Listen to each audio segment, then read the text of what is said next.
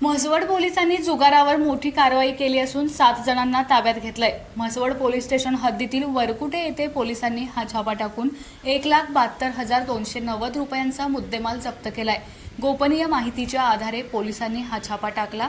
याबाबत पोलिसांनी दिलेल्या सविस्तर माहितीनुसार धनाजी रामचंद्र कोके, सत्यवान रामहरी चव्हाण, गणेश भास्कर चव्हाण, सुनील दत्तात्रय माने, भास्कर भानुदास चव्हाण, दादा भानुदास चव्हाण आणि सूरज जगन्नाथ लोखंडे या सर्व राहणार बनवस्ती वरकुटे तालुका मान हे सगळे 3 पत्ती पत्त्याचा जुगार खेळताना पोलिसांना आढळून आले। वरिष्ठांच्या मार्गदर्शनाखाली सहाय्यक पोलीस निरीक्षक अक्षय सोनवणे, अमर नारनवर, रुपाली फडतरे, नवनाथ शिरकुळे, अनिल वाघमोडे, ससीम मुलानी, विनोद सपकाळ आणि महावीर कोकरे यांनी ही कारवाई केली।